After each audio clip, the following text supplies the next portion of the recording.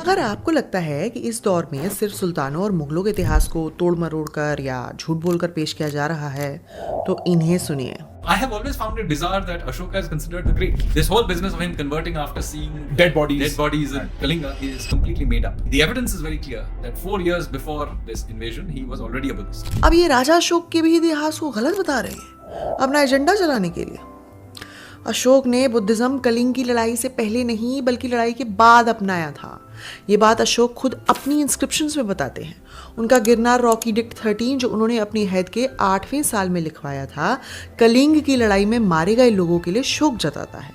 उसके ठीक 5 साल बाद उनका रूपनाथ माइनर एडिक्ट जो कि उनके अहद के 13वें साल में लिखा गया था, उसमें अशोक बताते हैं कि उन्हें 2.5 साल हो चुके हैं शाक्य बने हुए, यानी बौद्ध बने हुए, जिससे साफ हो जाता है कि अशोक अपनी अहद के 13वें साल से 2.5 साल पहले यानी राजा बनने के 10.5 साल बाद बौद्ध बने, जो कि कलिंग की लड़ाई के 2.5 साल बाद है।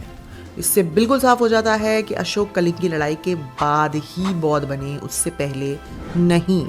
बौद्ध बनने के बाद अशोक ने आजीविकाओं की कोई मारकाट नहीं मचाई, बल्कि उनकी 2 इंस्क्रिप्शंस बाराबार हिल केव्स में ये बताती हैं कि अपनी अहद के 13वें और 20वें साल में अशोक ने ये गुफाएं आजीविका को दान में दी थी। आजीविकाओं के मारकाट के बाद अशोक के मरने के 500 साल बाद लिखी संस्कृत किताबें जैसे कि दिव्यवादना में है, जो कि अशोक को इस्तेमाल करती हैं ये दिखाने के लिए कि बुद्धिज्म ने कैसे पाखंडी राजा को भी बदल दिया।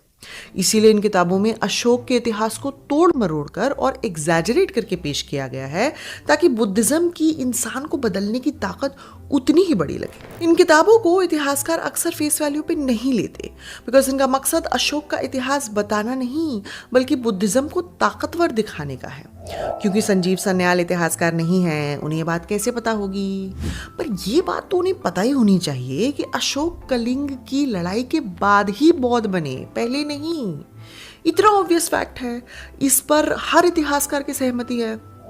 शायद इसीलिए सिर्फ डोडोस को ही ये बात नहीं पता है, और सैडली संजीव सान्याल जैसे डोडोस ही एनसीईआरटी की किताबें लिख रहे हैं। अब एनसीईआरटी की किताबों में कितना झूठ बरोसा गया है उस पर मैंने कई वीडियोस बनाए हैं, आप मेरे चैनल पर देख सकते हैं।